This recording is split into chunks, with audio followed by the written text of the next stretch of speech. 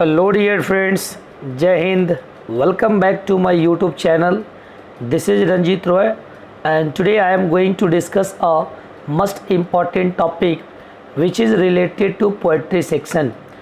मेरे प्यारे दोस्त, आज हम आप लोग के लिए बहुत ही शानदार वीडियो लेकर के आए हैं और 12th क्लास का जो बिहार बोर्ड का पोएट्री सेक्शन है उसका लिसन टू यानी कि सॉन्ग ऑफ माई सेल्फ जो वॉल्ट विटमैन के द्वारा लिखा गया है और उसी का हम 20 इम्पॉर्टेंट क्वेश्चंस आपको लेकर के आए हैं जो आपके एग्ज़ाम में बहुत ही इम्पॉर्टेंट होने वाले हैं।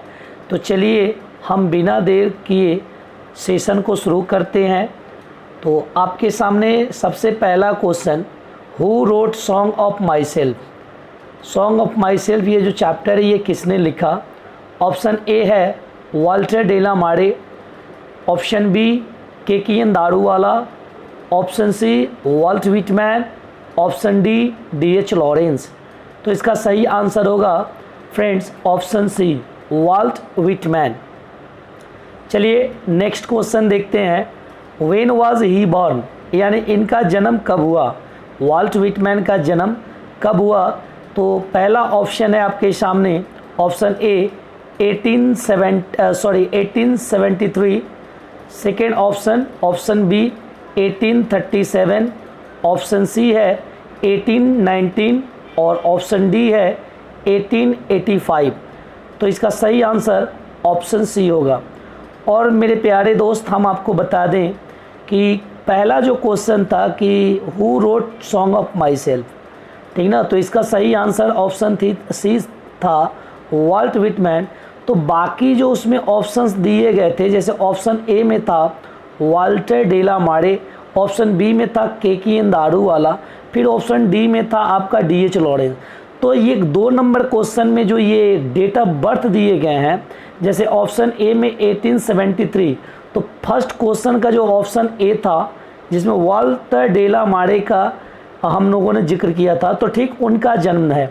यानी कि जो आपके 4 जो ऑप्शन दिए गए हैं फर्स्ट क्वेश्चन का उसमें एक वॉल्ट विटमैन का डेट ऑफ बर्थ है आपका 1890 जो ऑप्शन सी में है, ठीक ना। बाकी जो 4 ऑप्शन दिए गए हैं मतलब इस एक के अलावा बाकी जो 3 ऑप्शन है ऊपर के जो फर्स्ट क्वेश्चन के जो राइटर हैं उन्हीं का डेट ऑफ बर्थ दिया गया है, ठीक है। चलिए अब हम आगे बढ़ते हैं। तीसरा क्वेश्चन है he is known as dash यानी कि इनको वॉल्ट विटमैन को किस पोएट के नाम से जाना जाता है? तो आपका पहला ऑप्शन है पीपल्स पोएट, दूसरा ऑप्शन है लव पोएट, तीसरा है मेटाफिजिकल पोएट और चौथा है नन ऑफ दिस, इनमें से कोई नहीं। तो इसका सही आंसर होगा ऑप्शन ए पीपल्स पोएट, ठीक है फ्रेंड्स। आगे बढ़ते हैं question number 4 number question, he began working as a carpenter before his dash birthday यानी कि उन्होंने एक बढ़ई के रूप में काम करना शुरू किया था अपने डैश जन्मदिन से पहले। तो पहला ऑप्शन है 10, दूसरा ऑप्शन है 11, तीसरा ऑप्शन है 13 और ऑप्शन डी है 12। तो इसका सही ऑप्शन होगा डी यानी 12th, 12वें जन्मदिन से पहले वॉल्ट विटमैन यानी कि एक बढ़ई के रूप में इन्होंने काम किया। और ऐसे अगर आप पोएट्री को पढ़े होंगे तो आपको बहुत सारी चीज़ें इनके बारे में मिली होंगी, ठीक ना, क्योंकि ये कारपेंटर ही नहीं ये आपके टीचर का भी काम किया इन्होंने, ठीक ना। सिचुएशन के हिसाब से बहुत सारा काम इन्होंने किया था। चलिए देखते हैं क्वेश्चन नंबर 5 नंबर क्वेश्चन है, he was also a volunteer nurse during dash, ठीक है, यानी कि ये एक वॉलेंटियर नर्स ड्यूरिंग डैश किस युद्ध के समय ये एक स्वयं सेवक का काम किए थे, ठीक है। तो पहला ऑप्शन है first world war, B option है सिविल वार, ऑप्शन सी है the second world war, option D है नन ऑफ दिस। तो इसका सही आंसर होगा option B civil war. Civil war जो हुआ था उसमें इन्होंने एक वॉलेंटियर नर्स की भूमिका निभाई थी। चलिए move on next question, question number 6। When was his best collection leaves of grass published. इनकी जो बेस्ट कलेक्शन है यानी कि लीव्स ऑफ ग्रास, इसको कब पब्लिश किया गया था? ऑप्शन ए है 1850, बी है 1853, ऑप्शन सी है 92, ऑप्शन डी है 1855। जी हाँ, आपका ऑप्शन डी सही आंसर है, यानी 1855, राइट। चलिए बढ़ते हैं आगे, question number 7। Who compose drum taps. अब ये ड्रम टैप्स जो है ये इसको किसने कंपोज किया? ठीक है, जिसको प्रकाशित किया गया था 1866। तो पहला ऑप्शन है वाल्ट विटमैन, दूसरा है के दारूवाला, तीसरा है D.H. लॉरेल, चौथा है आपका रॉबर्ट ब्रूक। तो इसका सही आंसर होगा वाल्ट विटमैन। जी हाँ, हम इनकी कविता पढ़ रहे हैं और इन्होंने ही ड्रम टैप्स लिखा था। चलिए आगे बढ़ते हैं, question number 8। In this poem Walt Whitman says that he is dash years old in perfect health begin. यानी इस कविता में वाल्ट विटमैन कह रहे हैं कि अभी भी वो यानी डैश वर्ष के हैं जो बिल्कुल स्वस्थ अवस्था में है। तो पहला ऑप्शन 32, दूसरा 34, तीसरा 37, चौथा 39। तो इसका सही आंसर होगा option C.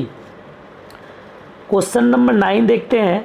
Song of my self is dash. Song of my self जो है वो किस प्रकार की कविता है? ऑप्शन पहला है ए लैरिक पोएम, दूसरा ऑप्शन है ए वार पोएम, तीसरा है ए लव पोएम, चौथा है नन ऑफ दिस, यानी डी ऑप्शन है नन ऑफ दिस। तो इसका सही आंसर ऑप्शन ए होगा, ए लैरिक पोएम है। ए लैरिक पोएम फ्रेंड्स यानी गीत संबंधी कविता को कहते हैं। ऐसी कविता जो मतलब कि पढ़ने के बाद चाहे उसके बारे में सुनने के बाद ऐसा प्रतीत हो कि वो कविता एक गीत के रूप में गाया जा रहा है, ठीक है ना। तो बढ़ते हैं question number 10। In this poem the word a schools stands for. Dear friends, इस कविता में जो स्कूल्स का जो सही अर्थ है वो क्या होगा? सिस्टम ऑफ लिविंग पहला ऑप्शन, ऑप्शन बी है system of thought, option C है सिस्टम ऑफ प्लेइंग, या इसमें ऑप्शन डी है नन ऑफ दिस। तो इसका सही आंसर होगा सिस्टम ऑफ थॉट, यानी सोचने का तरीका। देखिए बहुत से विद्यार्थी यहाँ गलती करते हैं, वो समझते हैं ए स्कूल का प्लुरल बना दिया गया है स्कूल्स, लेकिन ऐसा नहीं है, इसमें स्कूल का प्लुरल नहीं बनाया गया है, ठीक ना। इसका अर्थ होता है सिस्टम ऑफ थॉट। उसी तरह से आगे बढ़ते 11 number question. The word loaf stands for. अब बताइए ये जो लोफ जो वर्ड है इसका सही अर्थ इस कविता में क्या निकल रहा है? वॉचिंग, वंडर, प्लेइंग या नन ऑफ दिस। तो इसका सही आंसर होगा वंडर, यानी भटकना। लोफ मीन्स भटकना। आगे बढ़ते हैं question number 12। The word creeds stands for. अब इसमें जो क्रीड्स वर्ड है ये क्या सूचित करता है, मैंने इस वर्ड का सही अर्थ इस कविता में क्या होगा? पहला ऑप्शन है रिलीजियस ब्यूटी, धार्मिक सुंदरताएं, दूसरा रिलीजियस बिलीव्स यानी कि धार्मिक विश्वास, ऑप्शन तीसरा रिलीजियस एपिक्स यानी धार्मिक ग्रंथ, और चौथा है नन ऑफ दिस, इनमें से कोई नहीं। तो इसका सही आंसर होगा रिलीजियस बिलीव्स, धार्मिक विश्वास, यानी क्रीड्स का मतलब धार्मिक विश्वास। आगे बढ़ते हैं question number 13। The word harbour stand for. अब हार्बर वर्ड है इसका सही अर्थ क्या होगा? ऑप्शन फर्स्ट बिलीव, दूसरा हेट, तीसरा सरप्राइज, चौथा नन ऑफ दिस। जी हाँ, इसका सही आंसर बिलीव यानी विश्वास करना। हार्बर मीन्स विश्वास करना, बिलीव मीन्स विश्वास करना, राइट। देखिए इससे आपका सिनोनिम बहुत अच्छा क्लियर होगा, ठीक है ना। और आगे बढ़ते हैं 14 number question. The word hazard stand for. अब इस कविता में हज़ार्ड वर्ड का मतलब क्या होगा? ऑप्शन ए है पेरिल, ऑप्शन बी है डेंजर, ऑप्शन सी है बोथ, ऑप्शन डी है नन ऑफ दिस। हाँ, तो देखिए हज़ार्ड का मतलब होता है खतरा या जोखिम। तो खतरा और जोखिम के लिए ऑप्शन ए और बी दोनों सही आंसर है।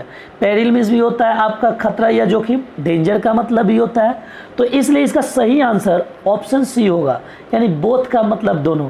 तो देखिए हजार्ड से आपने पेरिल सीखा, डेंजर सीखा, तो कहीं ना कहीं ये सब वर्ड जो है वो सिनोनिम्स है, राइट।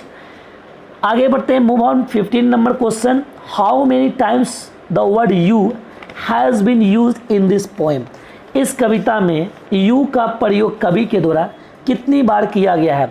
ऑप्शन ए 3 टाइम्स, मतलब उसको थ्राइस हम बोलते हैं।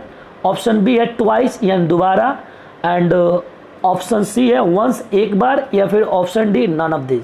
तो इसका सही आंसर होगा ट्वाइस। ट्वाइस मीन्स दोबारा, यानी 2 बार इसका प्रयोग करते हैं। चलिए आगे बढ़ते हैं। 16 number question, in this poem the poet describe about dash, यानी कवि इस कविता में किस चीज़ के बारे में जिक्र कर रहे हैं। समर ग्रास, समर सनलाइट, या फिर समर इन्वायरमेंट। यानी पहला ऑप्शन है समर ग्रास, समर ग्रास की बात कर रहे हैं। जी हाँ, बिल्कुल यही इसका सही आंसर होगा, और ऑप्शन डी है नन ऑफ दिस। ठीक है, इसमें समर ग्रास की भी बात कर रहे हैं, वैसा घास जो बिल्कुल गर्मी के दिन में काफ़ी धूप से नुकीला नुकीला बन जाता है, ठीक ना, जिसको हम लोग भोजपुरी के भाषा में परती या डाभी बोलते हैं, ठीक है ना। क्वेश्चन नंबर 70 देखते हैं। The poet says my tongue and every atom of my blood form from this dash, यानी कि मेरा जीव, मेरे खून का एक एक कण इन निम्नलिखित चीज़ों से निर्मित है। सॉइल, जी हाँ, मिट्टी से ही निर्मित है, इसका सही आंसर होगा सॉइल। ठीक है, बाकी जो इसके 3 ऑप्शन है वो गलत हैं। चलिए 18 नंबर क्वेश्चन देखते हैं। Walt Whitman permits to speak at every dash, यानी कि वाल्ट विटमैन बोलने के लिए परमिट करते हैं हर, यानी क्या चीज़ पे, एवरी हजार्ड, हर कठिनाई और हर जोखिम वाले सिचुएशन में भी वो बोलने को, अपने आप को परमिट करते हैं।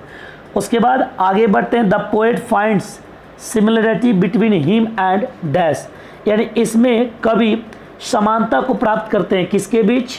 ऑप्शन पहला है ऑदर्स, दूसरा है नेचर, तीसरा है नोबल पर्सन, और ऑप्शन डी है नन ऑफ दिस। तो इसका सही आंसर होगा ऑदर्स। बढ़ते हैं question number last.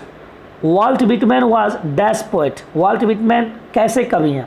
An Indian, जी नहीं, एन अमेरिकन, जी बिल्कुल यही इसका सही आंसर होगा, और ऑप्शन सी है ए ब्रिटिश, और डी है नन ऑफ दिस।